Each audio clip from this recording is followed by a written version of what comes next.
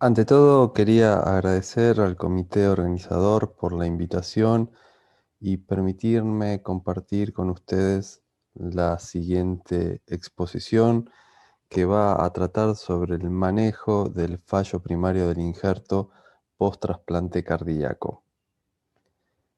Estas son mis declaraciones de conflictos de interés.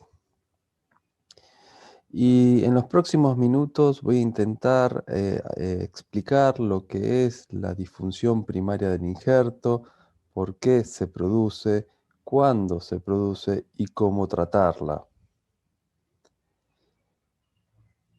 Cuando nos referimos a la sobrevida post-trasplante cardíaco, en los últimos años ha mejorado y según el registro mundial ronda al 90% de sobrevida al año post-trasplante, pero el fallo del injerto continúa siendo la principal causa de mortalidad en el primer periodo post-trasplante, que ronda dentro del 40%.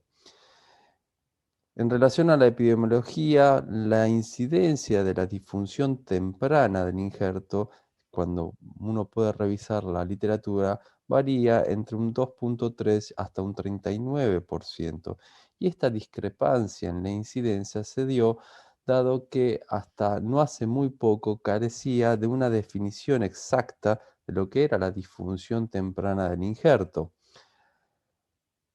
Para hablar entonces de la definición de la disfunción temprana del injerto, vamos a hablar por qué se daban estas discrepancias, dado que se tomaban diferentes parámetros en relación al momento exacto del comienzo, diferentes hallazgos ecocardiográficos, mediciones hemodinámicas, los niveles de requerimientos de soporte inotrópico, así como soporte mecánico y los criterios de exclusión.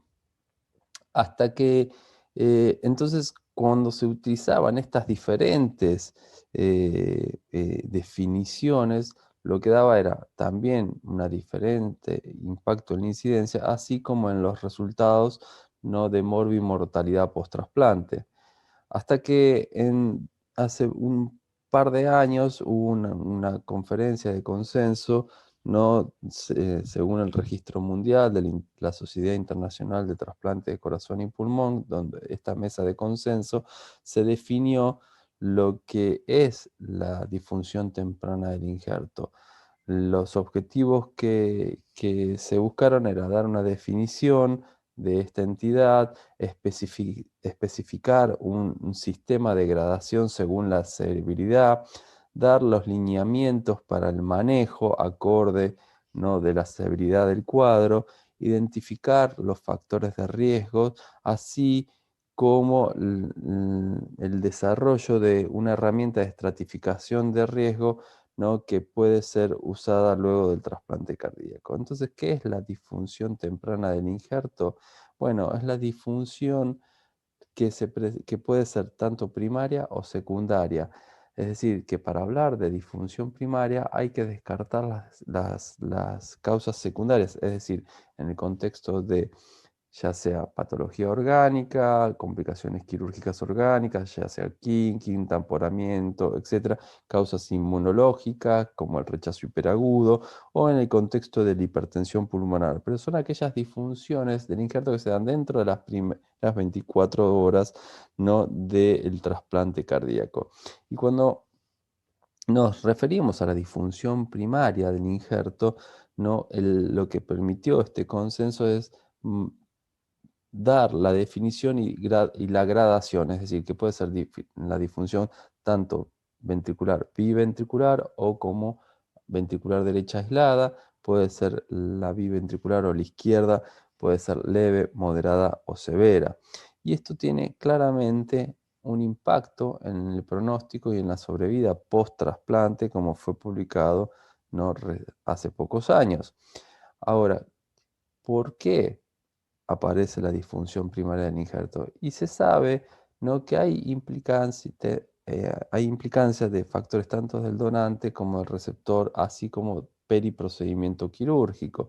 Y de la interrelación de estos tres pilares, tanto del donante, del procedimiento y del receptor, van a hacer que se genere la patogénesis, es decir, ya sea ya en el donante, la muerte encefálica con sus secuelas, la isquemia no hipotérmica durante el transporte, la isquemia caliente, la injuria de reperfusión luego de la liberación del clamp aórtico y así como factores sistémicos en el receptor que crean un ambiente muy hostil, ¿no?, al injerto, que permiten que claudique en el posoperatorio inmediato.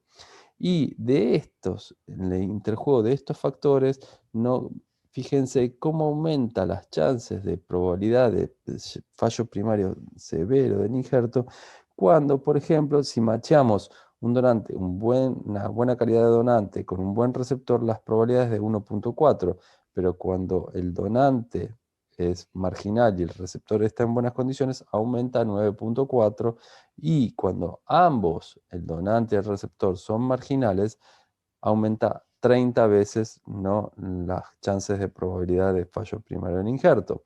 Entonces, ¿cómo se trata? Bueno, una cosa es cuando es leve o moderada, en el cual hay un arsenal de medicación farmacológica que actúan a diferentes niveles, ya sea en AMP cíclico, en el GMP cíclico, miocárdico, así también como sensibilizadores de calcio, como el levosimendan, o a nivel del endotelio vascular, produciendo vasodilatación, como el óxido nítrico, e inmunomodulación, como los prostanoides.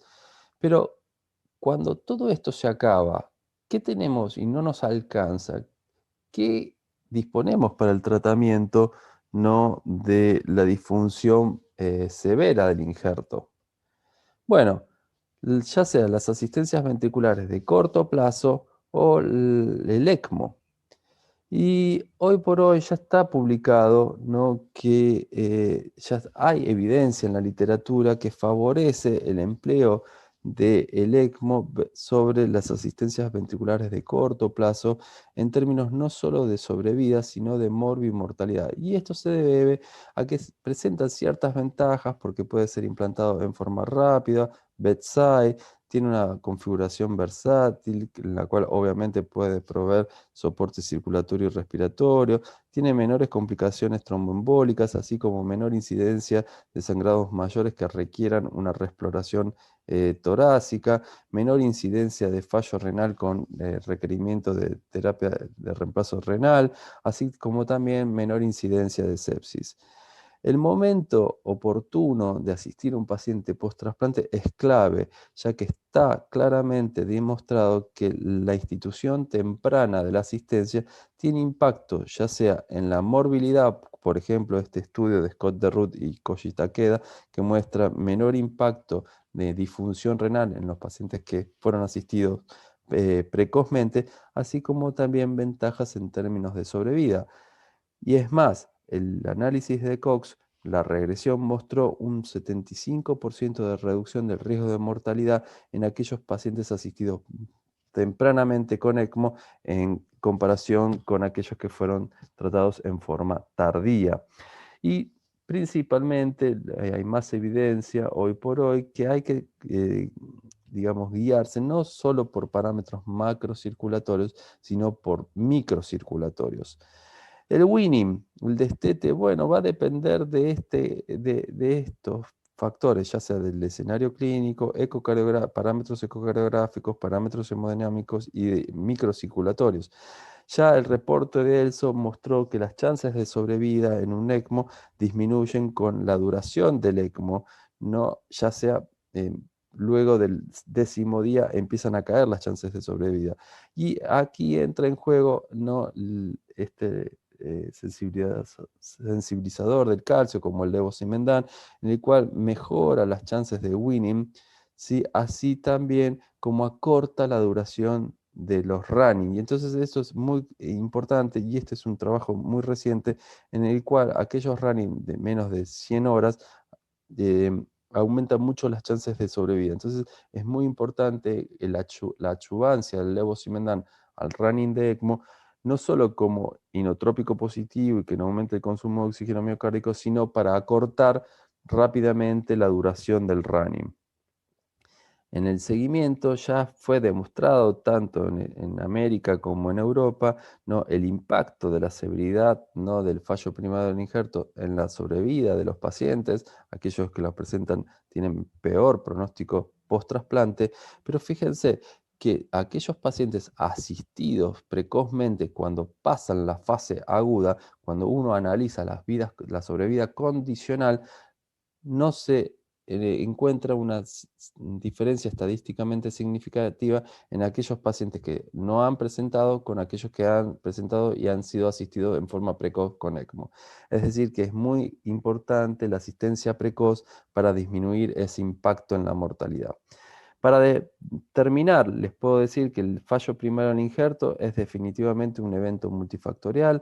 El levosimendan puede ser útil como tratamiento primario para aquellos casos leves o moderados, pero también como terapia adyuvante al soporte mecánico con ECMO para cortar el tiempo y la duración de running. El soporte con ECMO en la literatura cada vez lo avala más como un tratamiento para el fallo primario severo por sobre las asistencias de corto plazo, dado que tiene ventajas no solo en términos de sobrevida, sino también menores complicaciones.